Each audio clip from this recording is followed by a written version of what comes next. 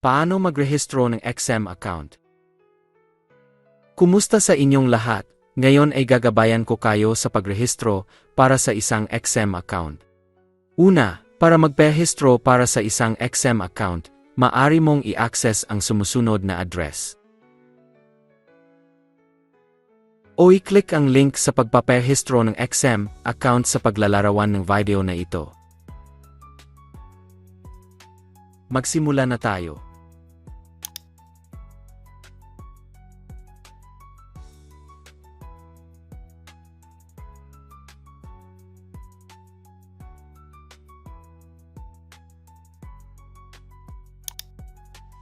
Pagkatapos ma-access, ang interface na ito ay lilitaw sa iyong screen tulad ng aking ipinapakita.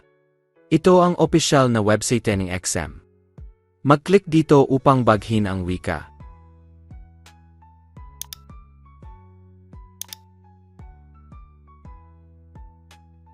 Upang simulan ang proseso ng pagpaparehistro, i-click ang Magsimula dito.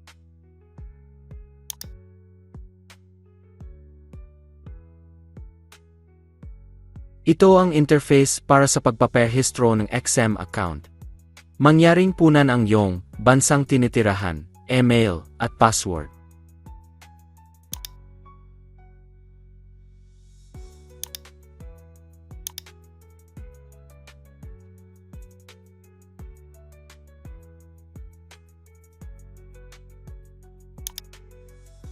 Kailangan sa password. Gumamit ng isa 0 tandang bawas 15 karakter, gumamit ng isa o higit pang numero, gumamit ng isa o higit pang maliit na Ingles na letra, gumamit ng isa o higit pang malaking Ingles na letra, gumamit ng isa o higit pang espesyal na karakter. Mangyaring sumangguni sa halimbawa sa screen.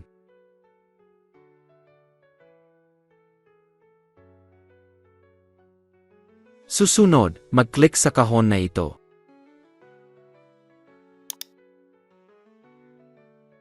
Pagkatapos ay i-click ang Magrehistro.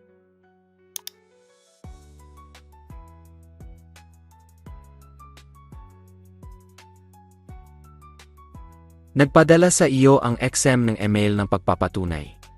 Magbukas ng bagong tab para ma-access ang mail.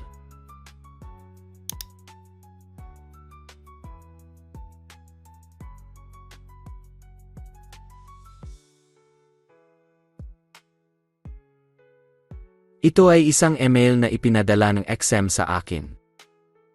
Kung hindi mo makita ang email sa loob ng ilang minuto, i-click ang Higit pa. At tingnan ang iyong spam folder. Ngayon, bubuksan ko ang email na ipinadala ng XM. I-click ang I-verify ang iyong email.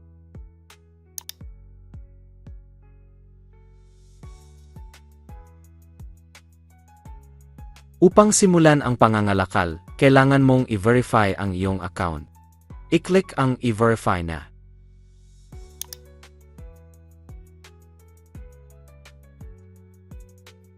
Una, idagdag natin ang mga detalye ng iyong profile. Mangyaring punan ang iyong pangalan, panggitnang pangalan, apelyido, petsa ng kapanganakan, at numero ng telepono.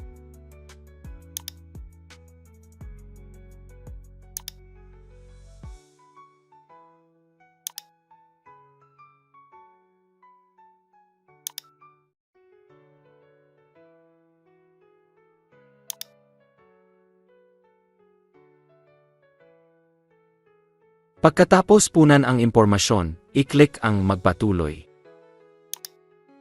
Sa seksyong ito, mangyaring ipasok ang iyong address.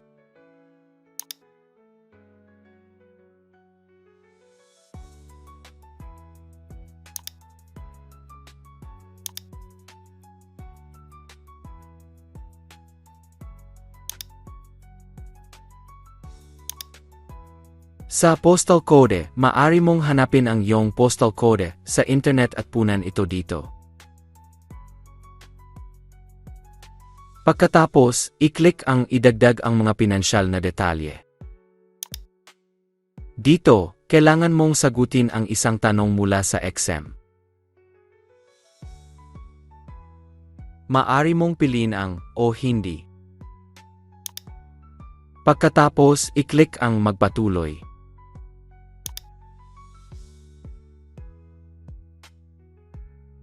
Ito ang seksyon ng pag-verify ng pagkakakilanlan. I-click ang simulan ang pag-verify.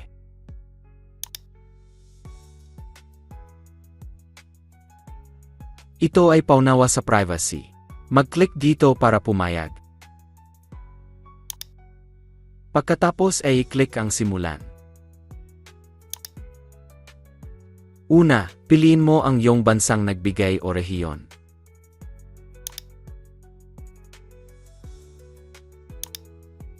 Pagkatapos, piliin ang uri ng IE. Maaari kang pumili ng card ng pagkakakilanlan, lisensya sa pagmamaneho o pasaporte. Pinipili ko ang card ng pagkakakilanlan. Piliin kung paano magpatuloy. Maaari mong piliin gamitin ang mobile phone, magpatuloy sa device na ito o mag-upload ng file. Ito ang seksyon para sa pag-upload ng mga larawan ng dokumento. Mag-click dito upang mag-upload ng larawan ng harap na bahagi ng dokumento.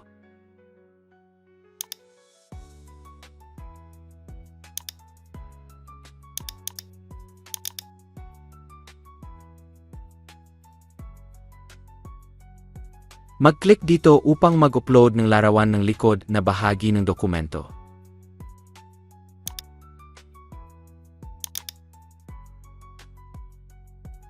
Pagkatapos, i-click ang magpatuloy.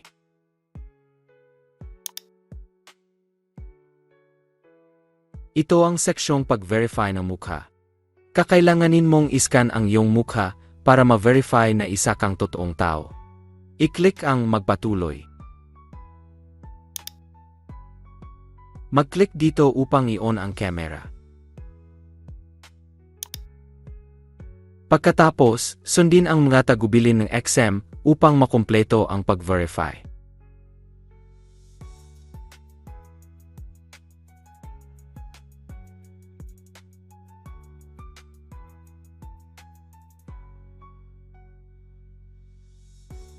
Matagumpay mong na-upload ang iyong mga dokumento.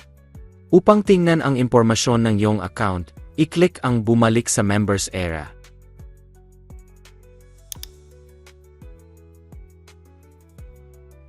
I-click ang nga account ko.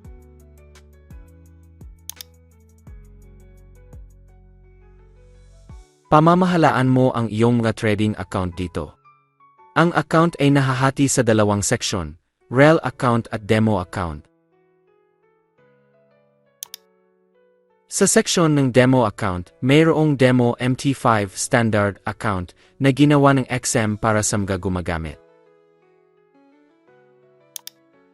Sa seksyon ng REL account, mayroong REL MT5 standard account na ginawa ng XM para sa mga gumagamit. Kung gusto mong magbukas ng higit pang mga account, i-click ang magbukas ng isa pang account. Upang mag-login sa platform ng kalakalan, kakailanganin mo ang ilang impormasyon tulad ng pangalan ng server, numero ng account sa pag-login, at password ng account. Upang mahanap ang impormasyon ng account, mag-click muna dito.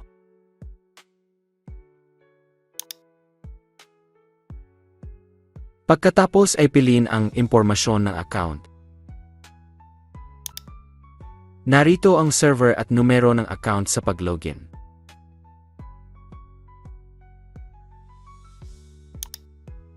Kung gusto mong baghin ang iyong password sa pangangalakal, mag-click dito.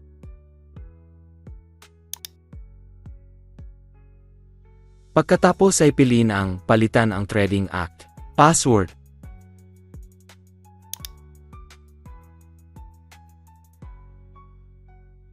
Mag-click dito para gumawa ng bagong password ng trading account. Nga kailangan sa password. Gumamit ng isa 0 tandang bawas 15 karakter. Gumamit ng isa o higit pang numero. Gumamit ng isa o higit pang maliit na Ingles na letra. Gumamit ng isa o higit pang malaking Ingles na letra. Gumamit ng isa o higit pang espesyal na karakter. Mangyaring sumangguni sa halimbawa sa screen.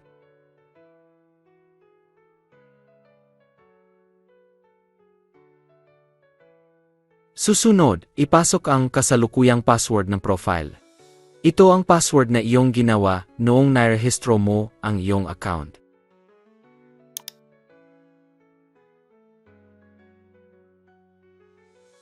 Pagkatapos, i-click ang palitan ang password.